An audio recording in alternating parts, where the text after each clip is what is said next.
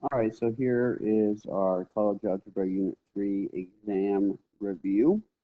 And so we're just going to start out with factoring.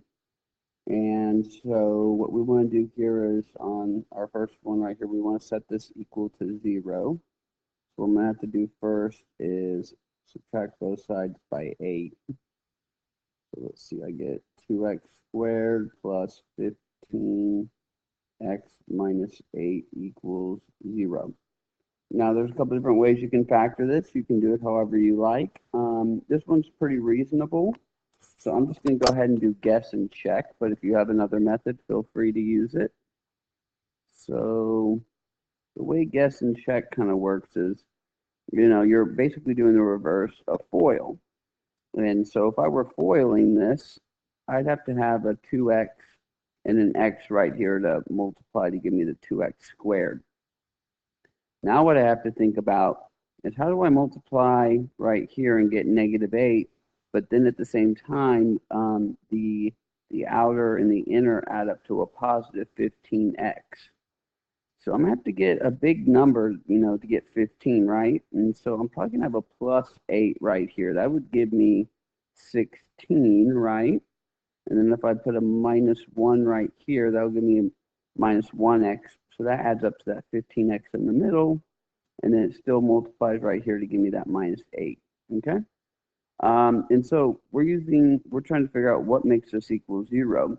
So looking at each one of these, whatever would make either one of these equal 0 would be my solution. Because 0 times anything, it doesn't matter what the other part is, it will equal 0. So what we do here is we take both of these and set them equal to 0 and solve. And so right here, let's see, we'll add 1. We get 2x equals 1. Divide by 2, divide by 2. So one of our answers is 1/2. And so if I were to plug in 1/2, this would be 0 times, and this would be 8.5. But 0 times anything would be 0. So that's one of my answers.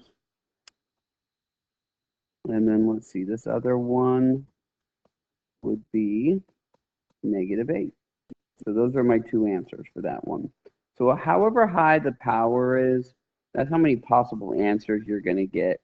Now, sometimes, you only get one, even though it's a square. But anyways, that kind of gives you an idea of how many you're kind of looking for. So same thing on 59. So I have a power of 2. So I'm probably going to get at least 2 solutions. So it is set equal to 0, but it is a little different than the other one. Because there's only 2 terms. There's not, here I had 3 terms. You always want to see if there's a GCF. And so in this case, there is a GCF. And I like to put the GCF underneath it. And so the GCF is 5x. So what that tells me is I'm going to factor out 5x. So I'm going to divide both of those by 5x. So that'll leave me with x plus 4 and then equals 0. And so now we're trying to figure out what would make this equal 0. Well, one of the obvious ones right here is going to be 0. If x were 0, you'd have 5 times 0 times 4, which would be 0. So that's an easy one. And then my other one's going to be right here. Just kind of like what we did on the other ones. We'll set it equal to 0 and solve. So we get x equals negative 4.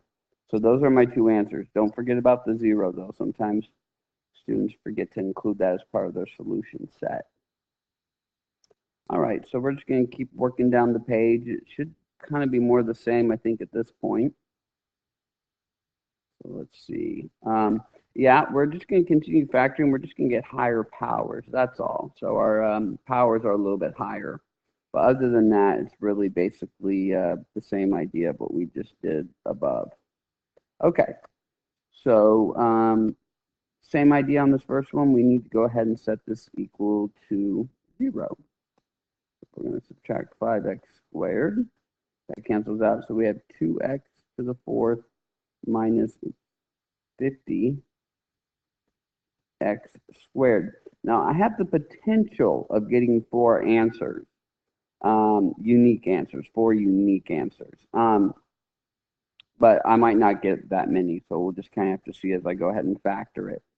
So it's kind of like the one we just got done doing. I'm going to go ahead and factor out a GCF. So the GCF would be 2x squared. So we go ahead and factor that out, and that's going to leave us with x squared minus 25, which this is actually the difference of two squares right here. That's a special factoring case right there. And so that is going to factor into x plus 5 and x minus 5. Okay. Now, and so this will be something we talk about actually, I think in our next unit, we're actually going to talk about this. What's going on here? So you've got the x squared right there. Okay. That solution to that is 0. So one of our answers here is 0. And it's actually got a multiplicity of 2. So you really don't have to know that terminology right now, but I just figure I might as well point it out. So that solution actually is occurring twice because it's x squared, because you could write it out as x times x.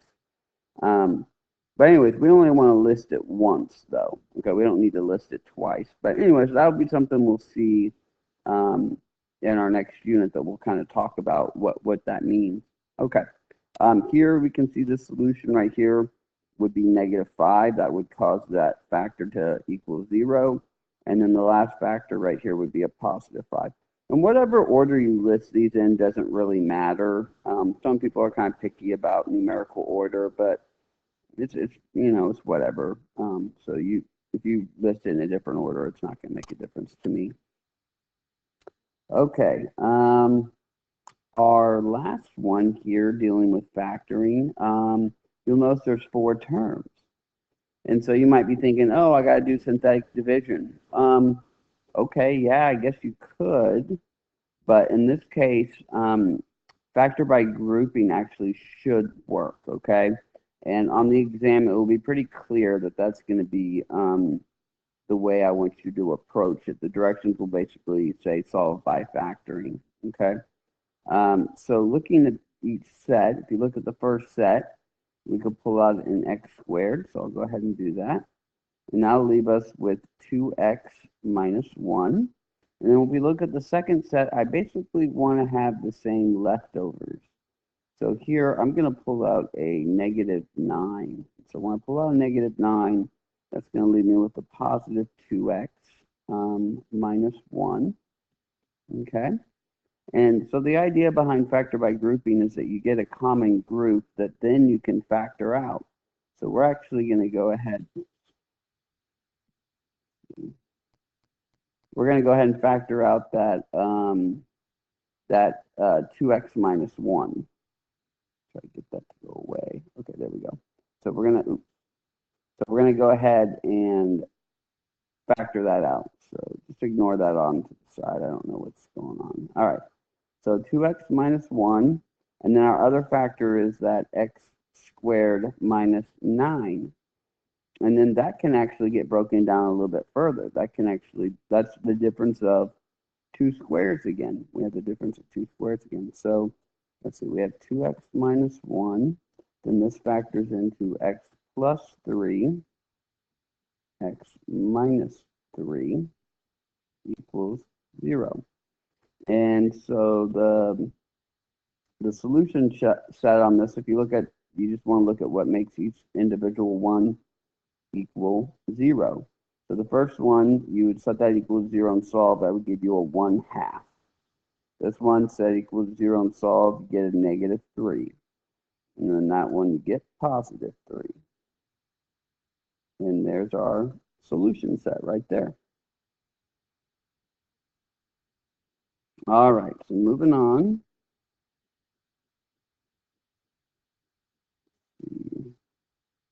Okay, so now we're going to look at solving using the square root property. Okay, so what we're going to do here is basically we want to nullify the square so that we can solve. It's kind of the name of the game. We can't really solve it until we boil it down to just x, so we got to nullify or factor or do whatever we can to get rid of powers. So in this case, we're going to use the square root property. And once again, the exam will be clear that that's the approach you need to do. So on this first one right here, so we'll go ahead and square root. And when I square root, I have to put plus or minus on the other side that does not have the exponent, okay? And so hopefully when you covered this in class, you kind of got the explanation of why that is. Okay, so here that'll nullify the power, and so that'll give us x plus 3 is equal to plus or minus the square root of negative 10. Now I can't square root the 10. I can't break it up into a factor that can be square rooted. But what I can do is I can go ahead and take out the negative. So I'm going to have x plus 3 is equal to plus or minus. So I can factor out an I, and then now it becomes square root of positive 10. So that is, I can do that, okay? And then the last step we want to do is just isolate the x. And so the way we'll do that is subtract 3 from both sides. So then we end up with x equals negative 3 plus or minus I square root of 10. So that's really two answers because of the plus or minus, but you can just, leave it like that. Okay, last one of the first page. So we're going to, same deal, we'll go ahead and square root both sides. Square root, got to put the plus minus right there. So we're going to be left with 3x minus 4 is equal to plus or minus. Now the square root of 18, we can break that up into the square root of 9 times the square root of 2. Okay?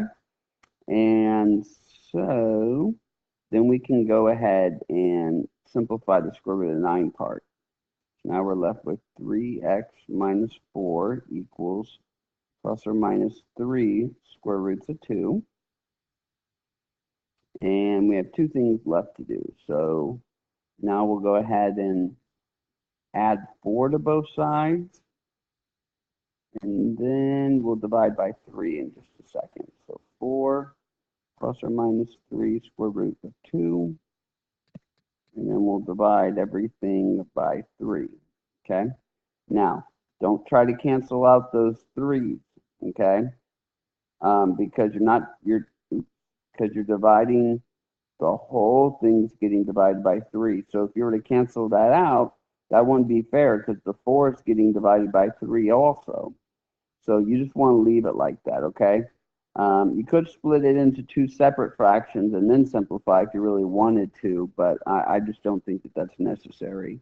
We'll just go ahead and leave it just like that.